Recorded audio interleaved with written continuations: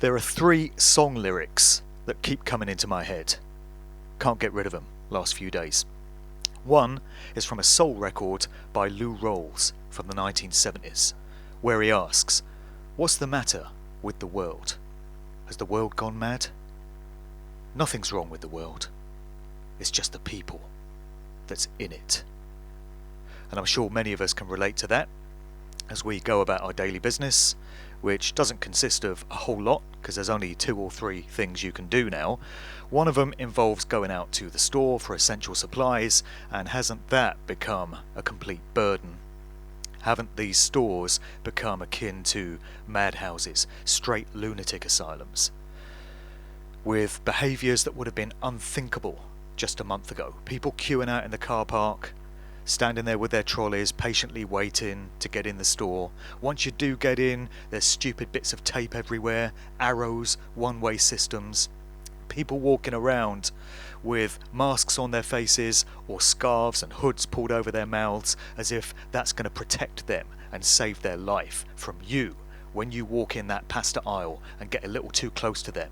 You might cough or you might sneeze and they could die instantly on the spot if it weren't for these masks saving their lives. Another song lyric that is in my head comes from Morrissey of the Smiths from their song Panic, where he says, "Will life ever be sane again?" Well, I'd like to know that as well, mate, you and me both. And there's another Morrissey lyric from one of his solo tracks, "Every Day is Like Sunday," where he says, "Every day is silent and grey." And I'm sure it's like that for many of us as well. Under house arrest now, every day seems like any other. You lose track of what day of the week it is. It doesn't really matter because you do the same stuff every day anyway, which again consists of like 2 or 3 different things. So isn't it straight madness how all of our lives have changed so rapidly, and a lot of people seem to be coping with it, from the impression I get seeing people out on the streets, seeing people in shops, discussions that I see going back and forth on Facebook and other platforms. A lot of people seem to just meekly accept that we all have to stay in our houses. They're buying the official story that if we go out and exercise our freedoms of movement, we are going to spread this virus and people are going to die, as per the government narrative. Very few people are asking questions like whether the official account of what's really going on with this COVID-19 thing stands up to scrutiny. I made the video a few days ago, which many people may have seen, where I lay out all my thoughts and my reflections on the dynamics that are playing out right now. I've got lots of questions about things that don't add up, and I'm making this video at the tail end of 3 weeks of lockdown here in the UK. So it's Easter Sunday. 3 weeks ago tomorrow, Boris Johnson issued the British government's instructions to people to stay at home and only go out for essential means, exercise, medical supplies, shopping, and essential work. I see there were chemtrail planes up in the sky this morning, so in a time of national crisis, obviously dumping poison in the skies has been deemed essential work. But anyway, the situation regarding the UK lockdown was due to have been reviewed after the 3-week period, which expires tomorrow. Since then, we've had the debacle of Boris Johnson supposedly contracting the virus and being hospitalised because of it. And over the past few days, the headlines have scared everyone into thinking that he's very seriously affected and he might not pull through. And then the narrative shifts to, oh, he's getting better, he's sitting up in bed and he's reading Tintin books. And now we get the news that today, Easter Sunday, Boris is being discharged from hospital and he's back to resume his duties. Now, I can't help wondering if there's some symbolism going on here, and if the narrative is being framed in a certain way for British people when it comes to Boris Johnson. There seem to have been aspects of Boris being presented as a sort of modern day Winston Churchill, a saviour for the nation, and a few people have felt that when the worst of this lockdown situation is over, whenever that may be, Boris is going to be hailed and held up as a modern day British hero, a true patriot that led this nation through its desperate hour of darkness and brought us all through to better days. So what day does he get released from hospital? Easter Sunday. It's almost as if he's being framed in a saviour, Messiah-like way. So, according to the Easter story, Jesus rose from the dead on Easter Sunday. That's what the day commemorates. And we have Boris Johnson emerging from potentially the brink of death with a new lease of life and being presented as a saviour figure for the British people. So I do wonder if a lot of the way this thing is playing out in the UK specifically is being done according to dates. People will have noticed that most of the lockdowns across Europe and other parts of the world occurred around the time of the spring equinox. This was all around 21st, 22nd of March. That's when the astrological sign of Aries transitions into Pisces, and it's the original start of the solar year. It starts in March, and January and February were months that were added to the original calendar, which consisted of 10 months. So the true start of the year, and it could be said to be the true start of 2020, was actually the spring equinox, 21st, 22nd of March. And that was the week where most countries went into these draconian lockdown situations, and we're told the death toll from the coronavirus started to go through the roof. That was when the worst of it really started to hit. So that's all in line with the spring equinox. It's astrotheology, it's occult religious belief systems going back to the ancient world. And we know that many of the controllers of organised society that are pulling all these strings and making world events happen are occultists who observe many of these festivals and ceremonies and occasions. So then, as I mentioned in my previous video, in the occult world, the dark occult belief systems, there is a 40-day period that is known as the occult season of sacrifice. It's tied in with the cycles of the sun, it goes into solar worship, and it kicks off round about the 19th of March, just before the spring equinox, and it runs all the way through to the 1st of May, which is Beltane. It's May Day. It's a very important date in the pagan calendar and the occult calendar generally. So it makes me wonder whether these lockdown situations are due to be in place for the rest of April, and when May comes around, we may see them partially lifted in line with these occult belief systems. So we've had this 3-week period which expires on the 13th of April tomorrow. 3 weeks on from that takes us to the 4th of May, which is a bank holiday Monday in the UK, public holiday observing May Day. It's known as the May Day holiday. So is it possible that all of this is being played out according to these important dates? And could it be that at the beginning of May we're going to start to see some of these restrictions lifted? Nobody really knows what the situation is with the lockdown. Apparently it's due to be reviewed on Thursday, this coming Thursday, the 16th of April. It seems a foregone conclusion that the closure of schools and pubs and restaurants and bars and all this is going to remain in place for a period yet. I've had it on good authority from people that work within the school system that there are plans in place for British schools to start going back after the May half term. That is what somebody that works within the school system has heard from her higher ups. So that would mean another 6 or 7 weeks of kids being off school, families being put into house arrest together before the end of May. And if the schools do indeed go back at that point, then you've got a few weeks before the summer holiday situation.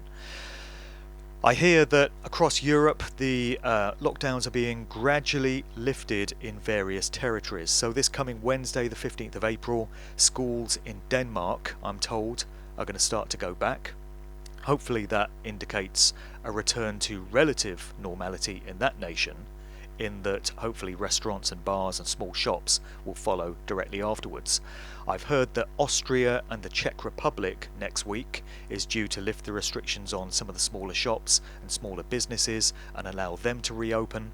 Isn't it just ridiculous that we're getting permission and being allowed to trade and to go the places that we want?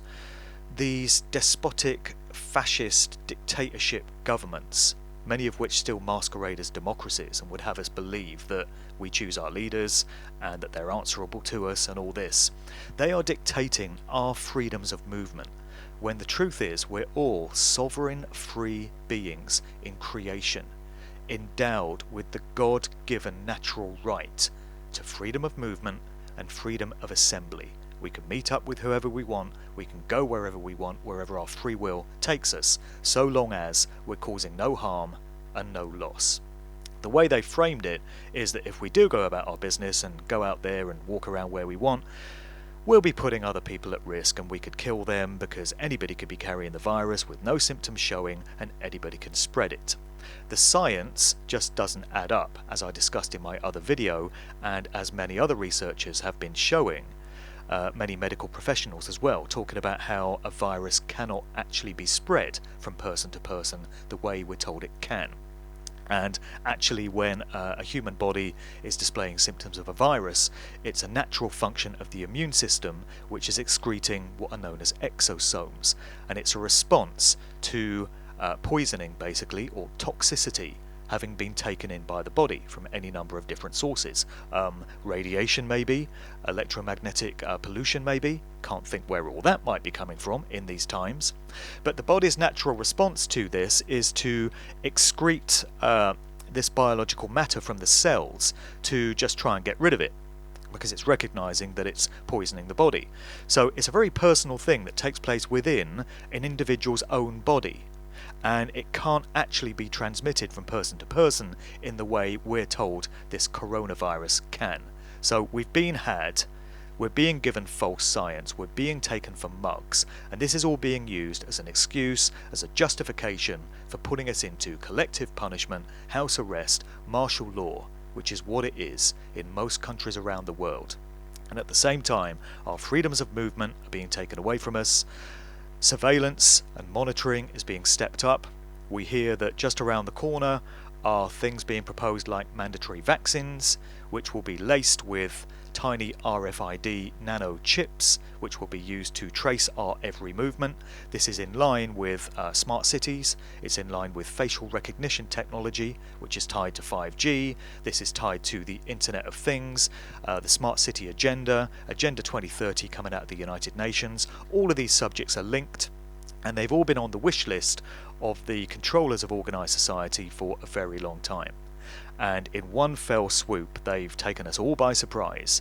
They've changed the structure and the texture of the entire world in a very short period of time.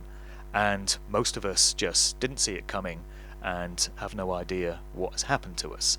But all of these things that have been warned about for so long by myself and many others all seem to be coming to pass in this time. The reason I'm making this video is because a lot of people are requesting that I give my thoughts and my reflections and my musings on our current situation. So I thought at the tail end of this 3-week lockdown period, it would be a good idea for me to just gather some of my thoughts. I mean, the truth is, I'm as confused and as confounded as to what's really going on as anyone else. I'm no guru, I'm no sage, I'm no seer, I'm not someone that has all the answers. I'm someone that just observes the same as anyone else and collates information from many different sources and tries to make sense of it. So what I've been seeing over the last week is a lot of conflicting reports as to what's happening. There has, of course, been a lot of footage from citizen researchers, citizen journalists doing the job that real paid corporate journalists should be doing, but don't, because they're just paid prostitutes in the pockets of the corporations and the states that employ them, towing the official line, reinforcing the narrative that suits the owners of organised society. But members of the public have been doing the job that these people should, and they've been going into many of the hospitals that we're told are the hardest hit by this coronavirus pandemic. We hear that the staff can't cope, the hospitals are at breaking point, it's absolute chaos in there, it's bedlam, they haven't got enough beds, they haven't got enough ventilators, and people are dying left, right and centre. They just can't keep on top of it. So many of these citizen journalists have gone into the very hospitals that we're told are creaking under the strain of all this, both in Britain and America and many other countries, and they've shown through footage that they've taken that these hospitals are actually, in many cases, empty. There's, a skeleton staff wandering around with not a whole lot to do because there's nobody in there. There's nobody in the A&E departments. There's empty beds everywhere. So you think to yourself, well, the whole thing is obviously a hoax. It's a con. There can't be a virus. We're just being had on by all this. However, what's come across my radar in the last few days at the very same time, and I'm sure it's the same for a lot of other people, are reports that people are genuinely dying from something. It appears to be from a pandemic virus, from the symptoms that we're told come out from this thing. So I've spoken to a lot of people that I know personally. I've got no reason to think that they would be lying or they'd be hyping the whole thing up out of all proportion. And they've told me that they personally know people that have gone into hospital and they've died seemingly of this thing. And they know other people who in turn know others personally. And the death toll, when you look at it this way, really is quite high. So you've got to wonder what's going on here. Are we being fed misinformation deliberately to sow confusion and to muddy the waters so that those of us looking for the truth get all tied up and confounded and just don't know what's happening? So are we being told that these specific hospitals are overrun and can't cope, in the hope that some people go to these places and confirm that there's nobody in there, that they're empty, so we then go out and report that the whole thing is a hoax? Meanwhile, people really are dying, and so others look at the individuals that are saying the whole thing's a put-up job, it's a hoax, and they accuse them of being heartless and insensitive and spreading mistruths. So they get demonized and they get branded as sensationalizing the whole thing and just being really insensitive to people's feelings at this very desperate time for humanity. You've got to wonder whether there's an element of that going on, just tying people up in knots so they just don't know what to think. I certainly think that's probably the case. Other things that have happened in the last week. There was the David Icke interview that he did with the London Real TV station, interviewed by Brian Wilde. Now this was a real game changer. It was live streamed last Monday, watched by hundreds of thousands of people over the world, and since then the video has evidently been viewed millions of times. It was very promptly pulled from YouTube, apparently at the behest of Google having been campaigned by the BBC to have it taken down, and Ofcom got involved as well. Now, the last time I checked, Ofcom has no jurisdiction over internet content. It regulates broadcasts on radio and TV networks, but not stuff that goes out via the internet. So they should have no place in saying what can stay and what can't on the internet.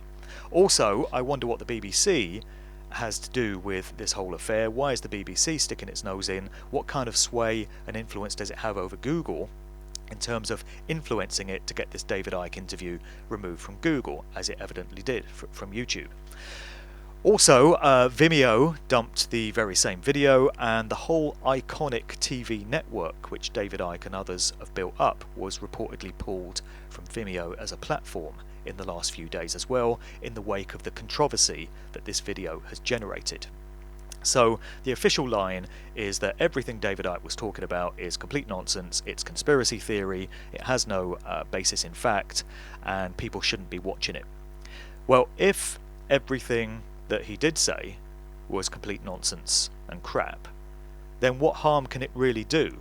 If the official story that we're given by governments, by the mainstream media, by medical professionals that they wheel out to reinforce the official narrative, if all of that stands up to scrutiny, and if anyone looks into it to check what they're being told and it all checks out, it can all be verified, it's all factual what we're being given, why would they need to worry about what they're framing to be some madman just spouting some conspiracy theory? Why would that bother them?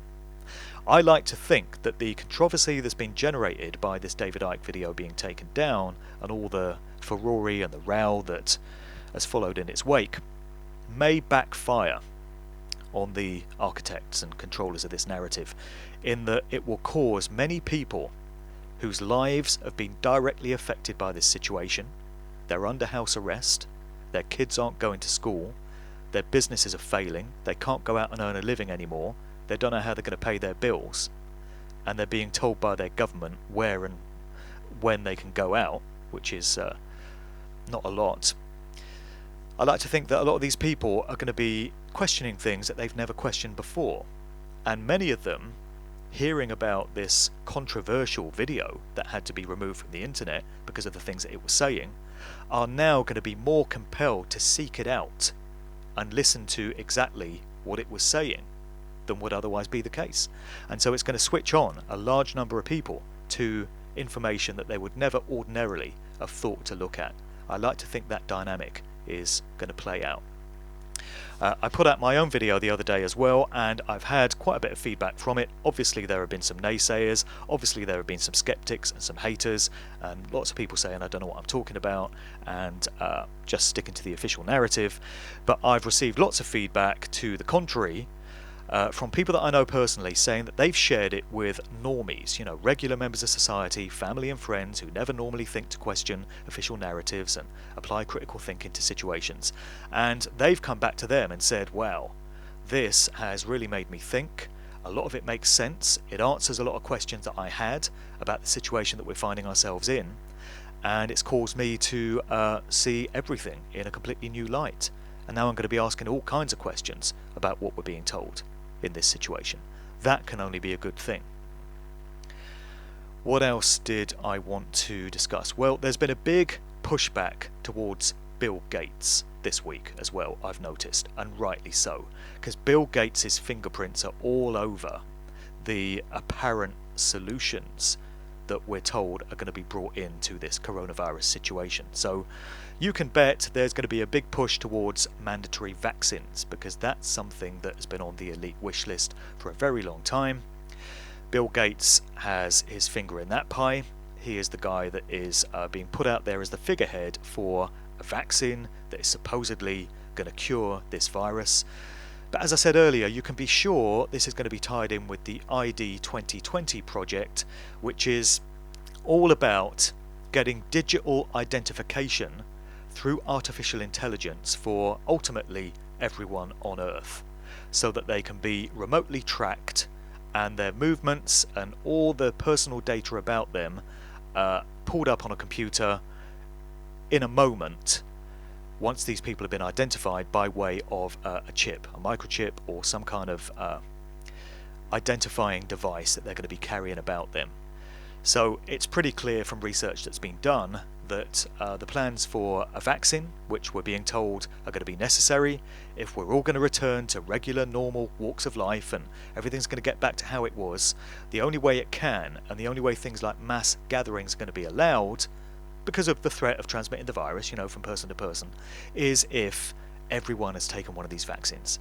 But the vaccine is going to contain the chip, which is going to ultimately control and limit your movements and everything you do. It's also going to be tied in with electronic currency as a replacement for cash, because that's another narrative that's been running through this whole thing, how dangerous cash apparently is because the virus can be carried on the cash, which again is complete rubbish. It's unscientific. Viruses don't work that way, but that's what we're being told. So Bill Gates is all about the vaccines. He was behind Event 201, which was this simulated exercise that took place in October, just a few weeks before the COVID-19 situation all kicked off. He's involved in that alongside the World Economic Forum. He's also involved in the World Health Organization. He's got ties to the United Nations, and all these organizations are controlling what's being told to us about COVID-19 and what's being proposed as the only solutions that can be applied if life is to return to normal for all of us. Bill Gates is all over this. So many truth seekers and researchers have gone to great pains to try and communicate to the general public, to regular mainstream members of society, just what a demon and what an evil psychopath Bill Gates truly is. Far from being this nerdy computer guy who invented Microsoft, there is much more to know about him. As I mentioned in my last video, he's a prominent eugenicist. He's all about population reduction. He has gone on the record in saying that he would like to significantly reduce the world's population. this ties into his work with vaccines. His father was a prominent member of Planned Parenthood, which was a eugenics organisation coming out of the Rockefeller Foundation, and it's all about reducing the numbers of useless eaters, as they see us as, in society.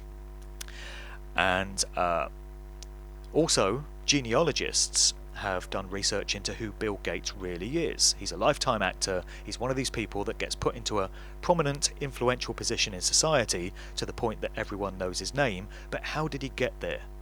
Well, whenever this happens, it's almost always down to family, bloodline links, ancestry, genealogy, and it's been discovered that if you go far back enough in the family line, Bill Gates connects into the Rockefeller bloodline, the House of Rockefeller. And the Rockefellers, along with the Rothschilds and other families, are the key orchestrators and have been for generations of all these plans to enslave and control the rest of humanity. So it shouldn't really be any surprise that Bill Gates is dominating this whole narrative and his name is everywhere. He's being wheeled out on interviews and news reports talking about medical issues connected with vaccines and viruses and stuff when he has no background in medicine at all. He has no qualifications in health or medicine, and yet he's being put out there as an expert on these things and given a free platform to spout his views. That's got to tell you something. Now, what else? Really, that's the bulk of what I wanted to communicate to you at this time. It's at the end of the 3-week lockdown period in the UK. It's clearly going to continue on in this nation. We're going to have to put up with this situation unless we choose to take it into our own hands and non-comply on a mass basis. But coordination of anything like that has been made difficult due to the fact that we can't freely go out and meet up with other people. We've had our freedom of assembly taken from us. Again, not that these things can ever legitimately be taken, but under the guise of being taken from us, we can't freely meet up with others. So the only communication that we have with our peers is via electronic methods, via phone or Skype or Zoom or something like that.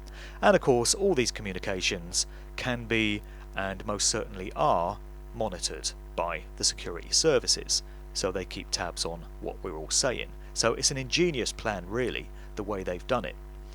So we've got to hunker down and put up with this lockdown situation for who knows how much longer. It is encouraging that certain European nations appear to be exiting from this.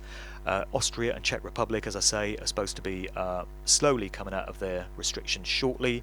I hear that Spain, one of the worst hit European nations, apparently from the 26th of April, is going to start easing back on some of the social restrictions. So that's got to be encouraging as well. I'm hoping that I'm correct in predicting. I don't like making predictions because it's a dangerous thing. But I do have a feeling that when early May comes around, we might see some of these draconian measures in the UK start to be rolled back, and life might start to improve very slowly for many of us, in line with the May Day occasion, in line with the way Boris Johnson is being framed as a modern-day Winston Churchill, saviour for the nation. It wouldn't surprise me that on May Bank Holiday, the public holiday in England at the start of that month, Boris makes some kind of announcement to the nation, and he gets hailed as a hero, having led us through these difficult times. And of course he'll storm to victory in the next election then, being perceived in that way. That may be the way they're framing Donald Trump in the United States as well, as a result of all of this. But I do like to think that things might improve and change for us in the UK in May, but it seems that for the rest of April we've got a pretty miserable month, and we've just got to make the best of it and do what we need to do. As I said, every day just feels like any other. I do have a long list of tasks, things that I've wanted to do for some time that I could be using this time to do, but I don't know if other people feel the same way. I find it very difficult to focus. I've got other things on my mind that keep just popping into my consciousness, and I find it very difficult to focus on other tasks that are mentally demanding. So I need to try and get over that. The only other thing I wanted to mention on this video is the situation involving Ian R. Crane, who will be familiar to many people watching this, Ian has been a researcher and a public speaker and an activist for many, many years. He's been the organiser of the Alternative View conferences, and he's been a great voice and a very prominent spokesperson for the truth movement, if you want to call it that, the alternative news movement in the UK. He's campaigned actively against fracking, against smart grids, against 5G. I found out only a few days ago that Ian has been suffering from a very aggressive form of late-stage cancer. And yesterday, which was Easter Saturday, 11th of April, Ian went into surgery in hospital. There's an interview that he did, just a brief phone call just before he went into surgery, which is available on YouTube, where he was saying that he might not make it out because this is kind of touch and go surgery. This operation is very delicate, it could go either way, and the worst could happen. Thankfully, I've heard today that Ian underwent surgery and he's pulled through, and as things currently stand on Sunday, he's doing okay. So I sincerely hope that means he's going to fully make a recovery and come back to us, in full form in due course. I just thought people might like to be aware of the situation with Ian because he's done great service to all the stuff that we talk about, and has been a very prominent voice in getting truthful information out into the world. He's made a lot of personal sacrifices, and I respect the guy a lot for all that he's done. So it's great news that he has pulled through this surgery, and let's all put our collective will towards him making a full recovery in due course. Well, aren't these incredible times? 2020. What a year, eh? So I'll come back to you again when I've got something more to say, but for now, this is how the world is looking to me on Easter Sunday of 2020. And as I said, there's some symbolism there, I'm sure. Stay safe, don't believe the hype, question everything, don't comply with your own tyranny, and I'll catch you all again soon.